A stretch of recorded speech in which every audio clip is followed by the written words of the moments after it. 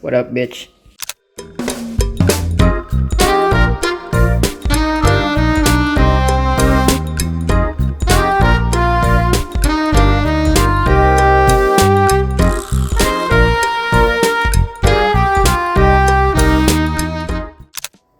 Iya, halo guys ya. Udah lama banget gue nggak buat video. Terakhir kayak gue buat video tuh video perkenalan ya. Itu kayaknya 2 minggu 3 minggu lalu. Itu kayak udah lama banget. By the way ya, kemana gue selama ini? Ya gue selama ini gak tau kenapa belakangan ini sibuk cuy. Sumpah sibuk.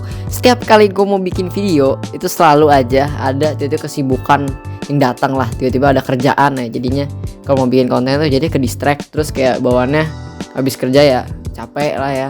Jadi ya nggak bisa bikin konten terus ya. So ya, pada hari ini akhirnya gue libur. Oke, jadi nih gue bisa akhirnya bikin konten. Oke, so jadi pada video kali ini ya gue ingin membahas sutradara lagi ya. Habis ini gue nggak bahas sutradara lagi lah, gue ganti topik.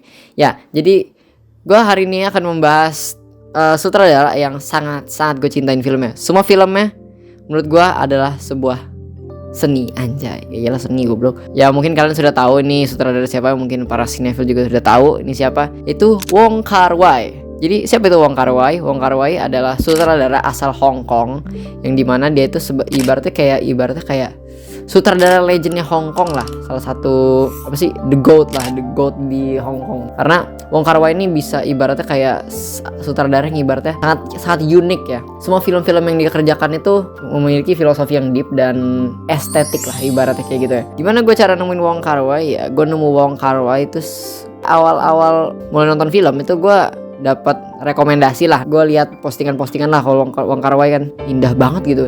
Gue kayak waktu itu nemu postingan movies that tenggelam dalam film itu, dan salah satu filmnya adalah filmnya Wong Kar-wai yang judul Fallen Angels. Itu film pertama yang gue tonton. Terus apa yang membuat gue jatuh cinta sama Wong Kar-wai itu yang pertama tuh yang dari nilai estetikanya. Semua filmnya tuh menurut gue sangat-sangat indah, sangat-sangat estetik. Terutama tuh Chungking Express sama Fallen Angels. Itu dua yang menurut kalau buat zaman sekarang itu termasuk yang estetik. Banyak orang ngetren suka banget sama dua film itu ya. Terus yang kedua itu film itu soal percintaan ya. Filmnya semua itu rata-rata soal percintaan. Dan percintaannya agak relate ya sama banyak orang dan sama saya juga ya. Relate juga ya. Gue tuh relate sama Fallen Angels kayak apa ya, gue kayak ibaratnya kayak si cewek. Kalau kalian tahu nonton Fallen Angels ya, kan ada si karakter cewek, si MC-nya tuh cewek. Nah si MC-nya ini kan, si cewek ini mencintai seseorang namun orang yang dicintai tidak mencintainya. Ya pokoknya gitu lah, gue relate sama karakter itu ya. Dan terus menurut gue Wong Kar-wai ini bisa sangat sutradara yang spesial. Karena menurut gue dia tuh punya sinematografi yang khas gitu ya. Yoi. Kayak seperti contoh ya, kalau kalian nonton film Chungking Express dan Fallen Angels, itu banyak banget scene yang dimana tuh ibaratnya kayak patah-patah ya. Gue agak lupa namanya. Mungkin kalau di zaman dulu mungkin agak aneh ya, tapi kalau buat anak-anak muda zaman sekarang tuh pasti dianggap estetik. Dan gue suka banget gitu, kayak itu menggambarkan situasi yang chaos gitu. Terus kayak banyak banget nih kamera handheld ya. Terus terutama di film Fallen Angels itu nggak tahu kenapa itu kayak perekamnya kayak pakai GoPro, sumpah kayak white banget. Itu gue suka banget sama Fallen Angels tuh sangat estetik dan melankolis dan dark. Wong Kar-wai itu sinematografi indah banget. Terus warna-warna, gak tau kenapa film dia tuh colorful banget. I love it very much itu. Terus yang kedua ciri khas Wong Kar-wai ya cerita cinta yang sedih, melankolis, tapi sangat relate bagi penontonnya. Kisah cintanya yang agak-agak berbeda sama film-film cinta yang lain ya. Kan biasanya kita nemuin film cinta yang lain tuh kayak ibaratnya kayak lurus-lurus aja gitu. Kayak kalau buat cerita cinta ya rata-rata tuh film-film cerita cinta tuh hanya menggambarkan sebuah kepalsuan, anjay. Maylin Mary Oi. Kisah yang kayak di film-film cinta biasa itu tidak ada yang relate dengan kehidupannya. Itu kayak cuman dongeng yang lu nonton doang gitu. Jadi kayak orang ketemu pacaran, mesra-mesra, berantem, putus. Ya pokoknya kayak klasik lah, itu klise banget. Cita-citamu apa sih? Pilot, kamu? Ewean sama kamu. Tapi Wong Kar-wai ini beda. Kayak Wong Kar-wai itu lebih menekankan di sisi menerima kehilangan gitu lah. Kalau buat Wong Kar-wai ini sebenarnya kayak ibarat sebuah kisah cinta yang relate. Kayak kisah cinta seperti ini tuh pasti ada di real life gitu. Kayak ya sangat-sangat real lah, sangat-sangat real kisah cintanya. Terus yang ketiga itu nggak semua karakternya tuh kayak rasanya kayak bisa relate banget sama kita gitu aja. Tapi menurut gue semua karakternya tuh kayak relate gitu. Kayak gue abis tonton terakhir film Wong Kar-wai gue tonton tuh A Days of Being Wild, dan itu bener-bener kayak ibaratnya tuh karakternya sangat-sangat relate untuk para remaja lah ya. Jadi karakter ini tuh kayak ibaratnya kayak sebuah burung yang hanya memiliki satu kaki. Jadi dia terbang terus mencari arti dari kehidupannya sampai dia mendarat dan meninggal. Oke, gue gak lupa ya. Gue lupa kata-katanya gimana. Oke, ntar gue kasih lihat aja kayak gimana. 以前以為有種雀仔一開始飛就會飛到死嗰日先至落地，其實佢邊度都冇去過。小雀仔一開始就已經死咗。我曾經講過，未到最尾我都唔知我最中意嘅女人係邊個，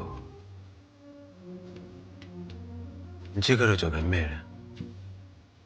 Terus ya kenapa Wong Kar-wai menurut gue bisa spesial banget di mata gue ya karena satu, gak ada orang lain yang kayak Wong Kar-wai gitu. Kayak contohnya guys, kalau kalian tahu film Wong Kar-wai itu kan semuanya kisahnya sangat-sangat bagus, sangat-sangat deep, filosofis, dan buat menurut gue kalau orang awam itu filmnya lumayan agak rumit ya buat kayak ditangkap ceritanya karena rata-rata tuh kayak dari dialog, narator, rata-rata ada penyampaiannya kayak gitu ngomongnya.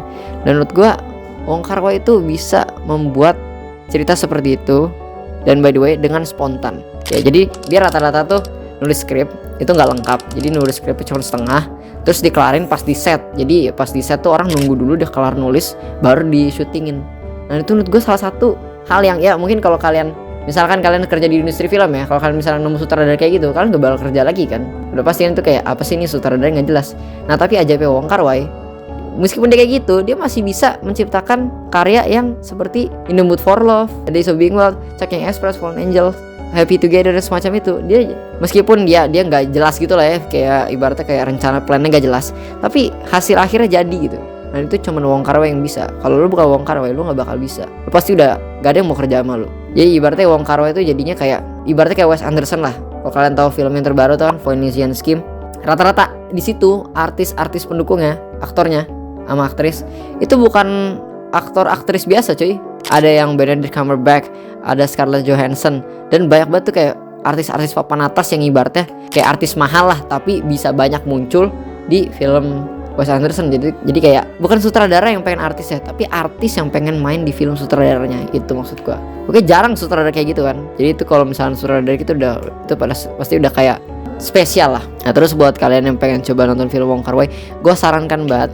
Pertama, buat pemula itu menurut saran gue tuh In the Mood for Love, karena itu yang paling biasa lah, yang paling klasik lah, yang gak ada aneh-anehnya. Nah tapi untuk kalian yang mungkin dalam situasi yang lonely, sedih kayak gue rekomen untuk nonton 3 film ini lah, karena 3 film ini itu sangat menggambarkan orang yang lonely. Yaitu yang pertama Chungking Express, ya dia sebenarnya kisah cinta.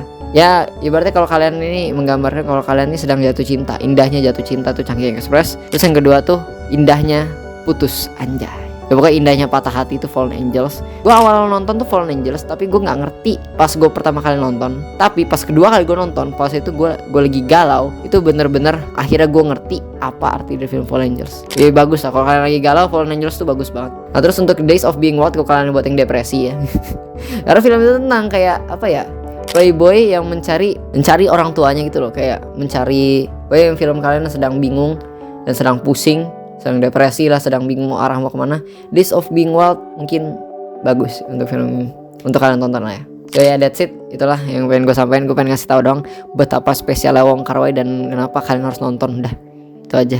Yuk, thank you, goodbye.